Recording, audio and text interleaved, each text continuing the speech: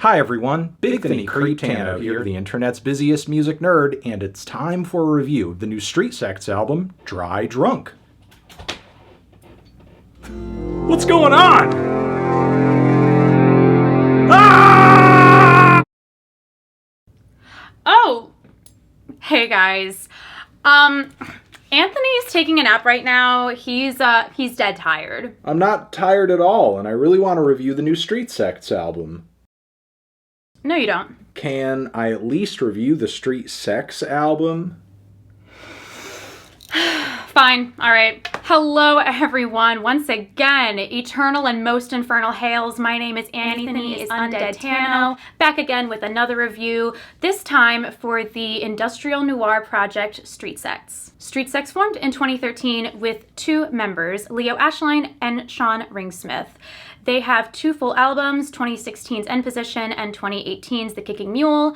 They also have a couple of EPs as well as various singles that have been released here and there, specifically the Gentrification series. They have also put out a plethora of other singles here and there throughout the years. They draw very sonically from various other industrial and noise projects such as Skinny Puppy and 8-Track Smorg. They also take heavy influence from post-hardcore and early metalcore such as Portraits of Past and Converge. The band did momentarily split in the early 2020s but did come back together in 2022, not only for a tour with Health, but also to release two singles, X Amount and the fifth of the Gentrification series. Now, a few years later, we have not only one, but two albums from the project, one under the main title, Street Sects with Dry Drunk, and then the other with a different name, Street Sects, with Full Color Eclipse. With the drastic sound shift between End Position and Kicking Mule, I was wondering to myself personally what Dry Drunk was going to sound like, since Kicking Mule is a lot softer than End Position, and Dry Drunk has a bit of a blend of both, but definitely keeps much more of an abrasive edge, just like the very first album. And even on record, in an interview, Ashline did state that Dry Drunk is much more of a companion piece to End Position than Kicking Mule. While having a few softer moments sprinkled in, the whole 39-minute runtime definitely maintains a much harsher sound for them, and it is a fantastic return to form for what is mostly a incredibly harsh project. The album opens with the song A List of Persons I Will Harm, which starts off with a much softer melody and digs right into a much more aggressive, abrasive sound, which then goes into the three songs that were the first singles that were released over the course of 3 months, being The Glass Shithouse, Entertainment Law, and Spitting Images, all three of varying quality. Glass Shithouse is an industrial atonal track that has a lot of heaviness to it, but the instrumentation and the mix kind of swirl in too much with the vocals, and you kind of have a harder time making out what's going on, and is just generally the weaker of the three singles. However, Entertainment Law and Spinning Images are two of the best singles that released within this album cycle as well as in the previous album cycles. Entertainment Law is much more of an industrial banger song that is a lot dancier than other tracks on the album, and Spinning Images also maintains some of that party edge to it that feels like you are on the high of doing various kinds of drugs at a party before the inevitable crash out, which comes towards the middle of the album. There are very much parallels between these two tracks and also songs that you hear on Full Color Eclipse, because you see on Full Color Eclipse they do much more of a pop-centric album, since the duo have a very deep fondness for pop music and were very much experimenting with that sound.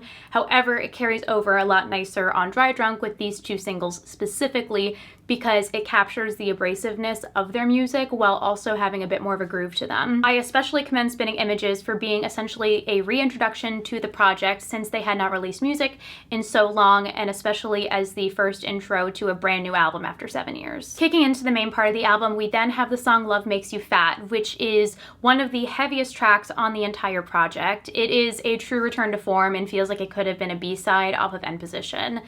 The snarls and yelps that Leo lets out throughout the entire song are just haunting, and some of the synth parts are sounding like a wood chipper, to put it bluntly. Any kind of industrial instrument that you could see in a construction yard, it feels like it's incorporated into this track. While Playboy Body is a intro to the second half of the album, it is also probably the weakest track on the album.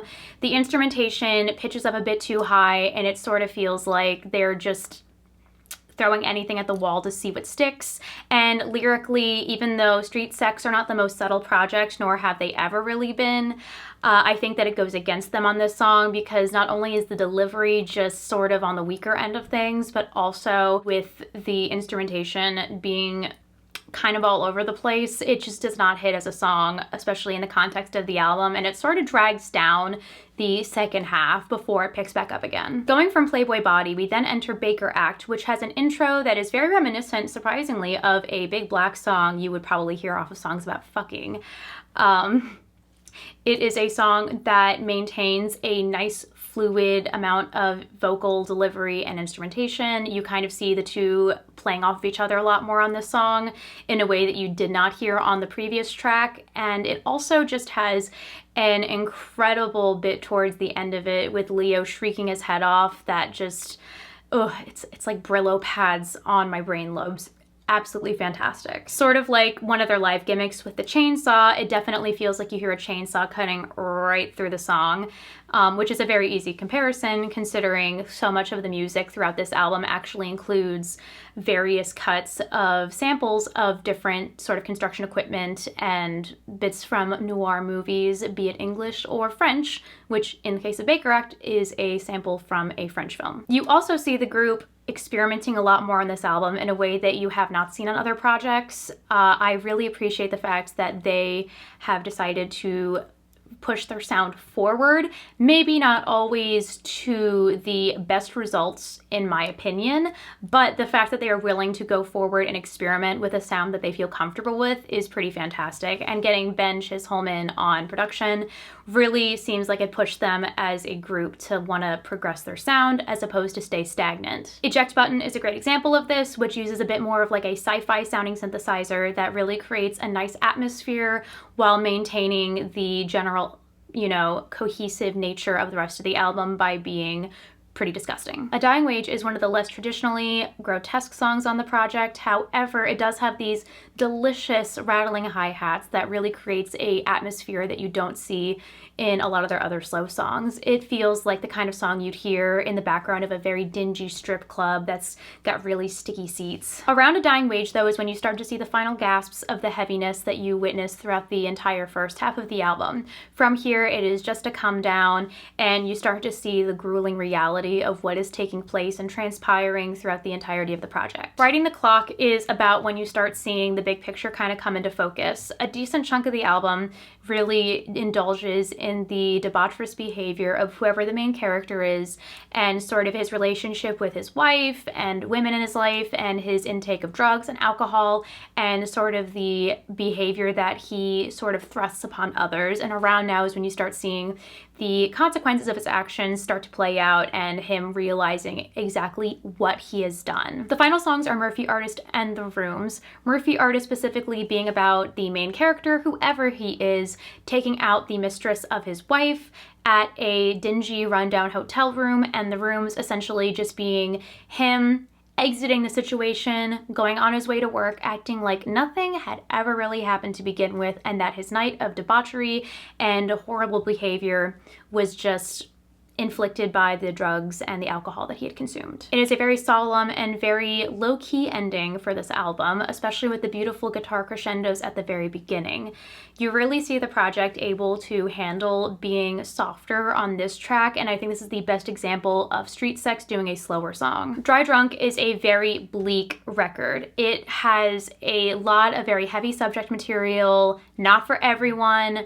The sound is pretty all over the place, and you generally see a lot of progression, but also a lot of stagnation in the band sound. The complaints I have with the slower tracks are ones that I similarly have with The Kicking Mule. I just think that the project is at its best when they're sort of going all balls to the wall and just kind of letting everything out, including the kitchen sink. I think that the very beautiful ambient sounding interludes between each track is really nice, and I think that it caps off the album really nicely since it fades right back into the intro.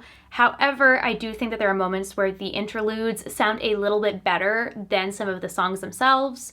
So I think that maybe there could have been less or maybe more put into a couple different songs to make them have a similarly completed feel as the interludes do. And also, this is a complaint that I have with a decent chunk of industrial albums, even classics, but the mixing is a little all over the place, especially on songs like The Glass Shithouse, where it feels like Ashley's vocals are pushed too far into the back and you don't really hear them as well, which is unfortunate because I think Leo Ashley has a absolutely fantastic and haunting voice, which would have lended itself better to being actually heard over top of the instrumentals. While the album does have quite a few weaker moments and there are different attributes to it that I think are a little derivative and maybe do not capture the full essence of the project as a whole, I do think that it is a really good return to form, and it's really fantastic not only seeing them do one album, but two albums and really give themselves a chance to experiment with both. I think that each release is going to keep seeing them do better and better,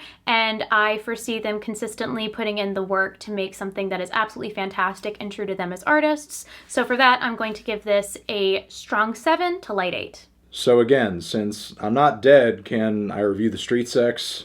Fine. It's your channel. Go ahead. Okay, wait, what the fuck is this? This is all discombobulated. You messed up my whole thing. My whole thing. It's all messed up. That's what I do. Okay, Street Sects is a different band, but also the same band. Why? Seems we have the old band, or most of the members of the band want to sort of work outside of the perceived boundaries of music they typically operate within. So they start another band or a side project of some sort to, you know, just kind of dive into unknown or underexplored territory. Think Yo La Tengo doing Condo Fucks, or, you know, Radiohead, The Smile, that sort of thing. And while Street Sects is different from Street Sects, I wouldn't say it's like the farthest cry away from the original band's trademark brand of blistering electro-industrial rock with touches of noise and power electronics. Except with Street Sects, we are stripping away a lot of the most abrasive elements of the Street Sects sound, and then throwing in the kind of throbbing, groovy, rigid drum and synth sequences that would be the perfect soundtrack for your next goth night DJ set, with clear nods to the most accessible elements of, you know, legendary groups and outfits like Nine Inch Nails and Depeche Mode. But Street Sects is also very clearly informed by many of the advances that have been made over the past 10 to 15 years in EBM and darkwave and electropop, as well as electroclash. And my general take on this side project album is it's not quite as strong as Dry Drunk, but it is better than you would expect given how little pop appeal seems to factor in Street Sects' usual musical recipes. The beats and production on this record are really its most major selling point and are consistently visceral and danceable, and the song structures are super solid as well, with the hooks across this record consistently popping track after track. But I do think Street Sects' full-color Eclipse does have some drawbacks though, mostly due to the vocals, which for sure are toned down in comparison with any number of tracks on Dry Drunk or any other Street Sects albums, but they are still pretty grating and strained to the point where they sour any melodic appeal much of the singing may have. Either that or they're blatantly off key, such as on tracks like Half Laugh, as well as Going Up. Moments like these I think could have done better with a more subtle approach or just another take. And the lyrical content as well, while I did expect something explicit and sexual going into a record with, you know, a title and a cover such as this, I do think there is definitely a border between something being sexual and explicit and actually being on some level sexy, which I do think much of this record kind of like fails to reach. And sure, while that lack of sensuality may be intentional, the persistently edgy writing across these songs does kind of like stale out before the album is even over. Going from the opening lines on the first track of the record, "Go stick your phone up your ass, set the tone to vibrate, I will call when I can, I've got a full week ahead," to snide wailing about fucking playing until your face turns blue. Honestly, some of the best tracks on this record are the ones that are so aggressive and explosive they only sound maybe a few shades away from a track that could have just been on a straight up street Sects album, be it either Rock Salt or Coming of Age. But yeah, outside of those moments, I just didn't really get as much from Street Sects as I did Street Sects, which I guess is fine. I mean, this is like sort of a side project, and it's not like the sanctity of Street Sects itself is being made or broken on the back of this project's quality. So yeah, I'm feeling about a decent 2 strong 5 on this one. Transition, have you given either of these albums a listen? Let me know. Over here next to my head is another video for you to check out. Hit that up, or a link to subscribe to the channel. Anthony Fantano, Street Sects, and Street Sex forever.